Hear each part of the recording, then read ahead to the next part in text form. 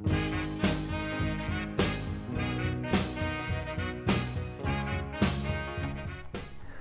folks, Ben here at Lancasters. Now a question I get asked about 100 times a day is how is this coronavirus situation going to affect the Isle of Wight property market?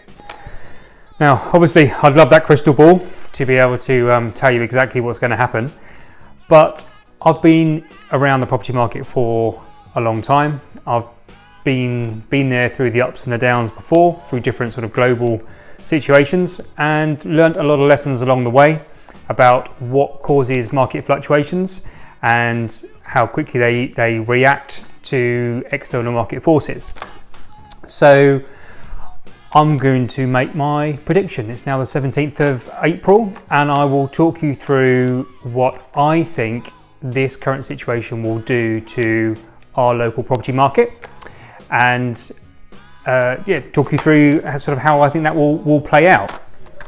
So I'll try and, I'm better at drawing than I am at talking, so I'll try and talk you through it. So if we just sort of say let some house prices along the top and timeline along the bottom, so sort of prices over time.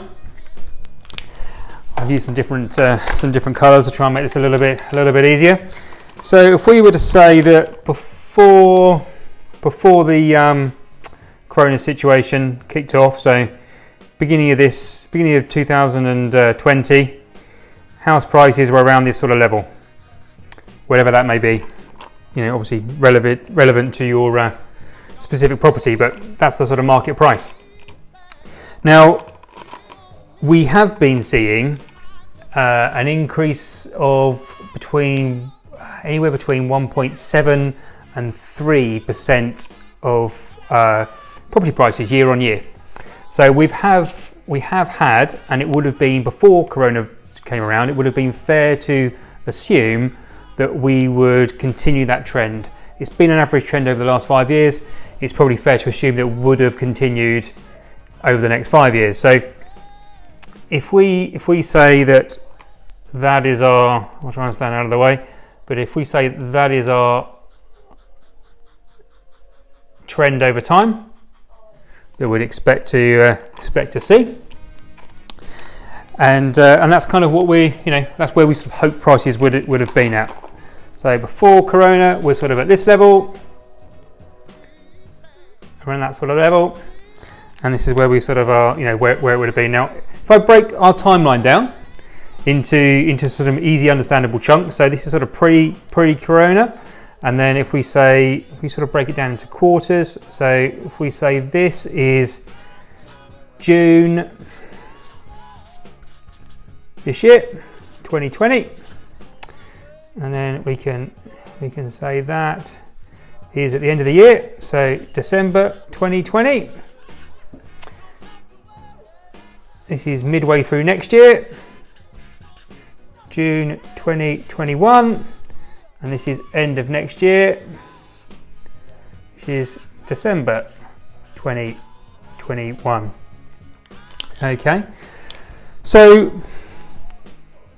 had the Corona situation not happened and we'd gone from beginning of the year to now, I think we would have naturally had an increase in prices, which have been pretty much frozen by the current Corona situation. I think it's fair to say that prices have not gone up during this period of time, not gone down either. There's been absolutely no sold price data to prove it's going down. It's just stayed static. Logistics of actually being able to move has made it really difficult for people, so prices have just frozen.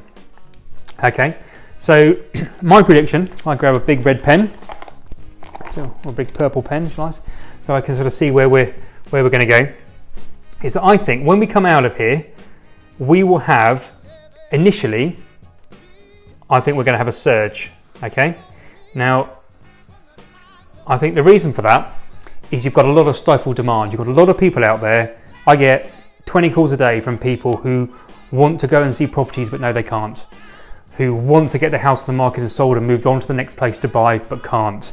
Okay, so we've got a lot of stifled demand, people just frustrated at home. So when you open the gates coming out of this, we're going to have a surge. Bear in mind that whenever this ends, I'm assuming that we're 17th of April now.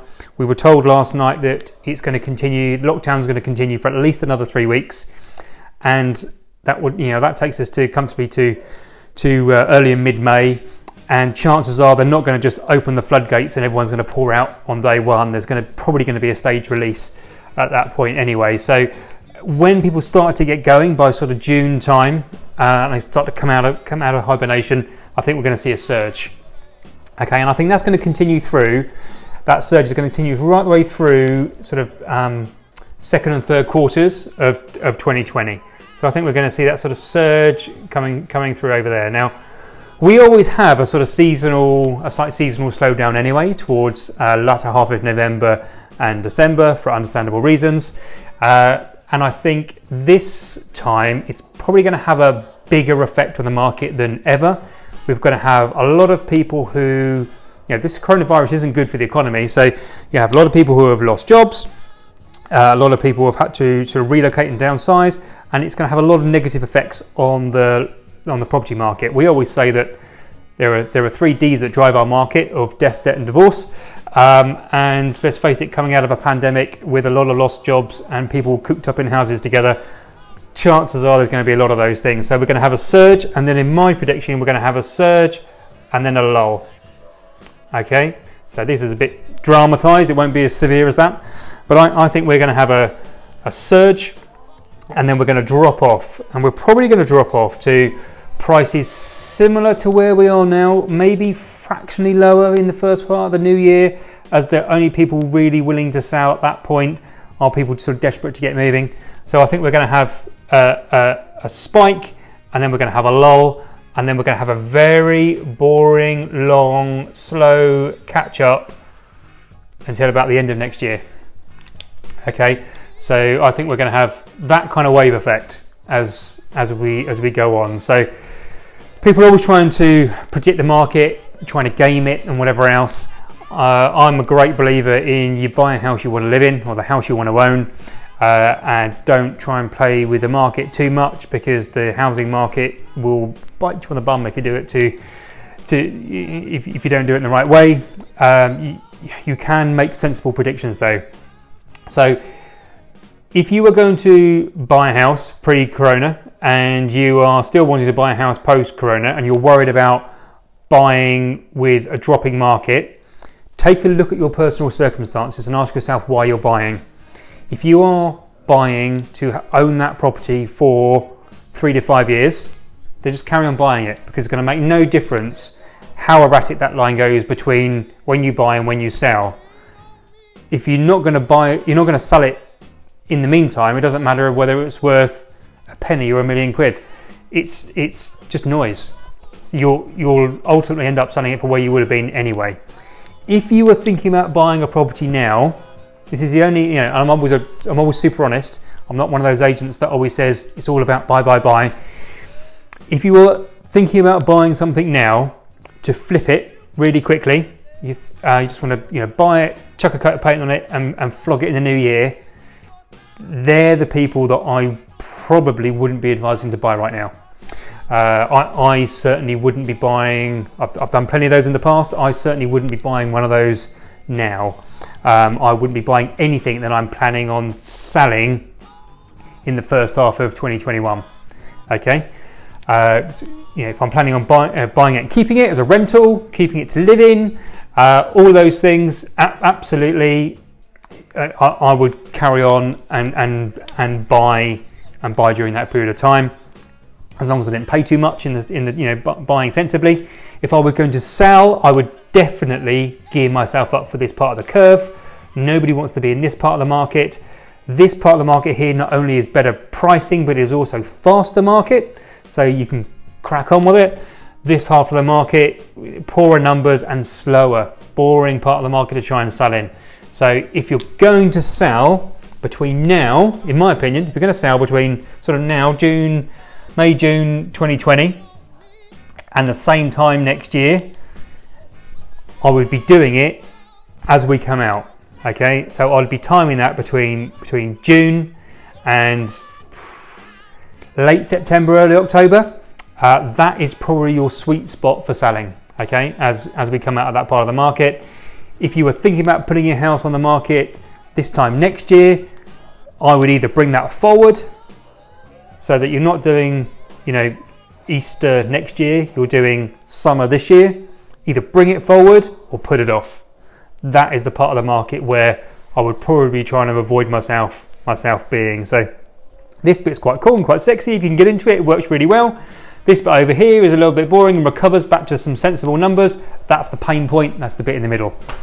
There you go, folks. Everybody will have their own opinion on it. I've lived and breathed it several times before. And I'm pretty confident that if we look back in 18 months, 2 years time, that's probably the kind of curve we would have seen happen to the property market, certainly around here. Really happy to talk to any of you on a one-to-one basis about it. If you've got any personal situations you want to talk me through about what you're thinking of doing and how the timing it right in the market would affect your decisions, give me a call, 01983 209020.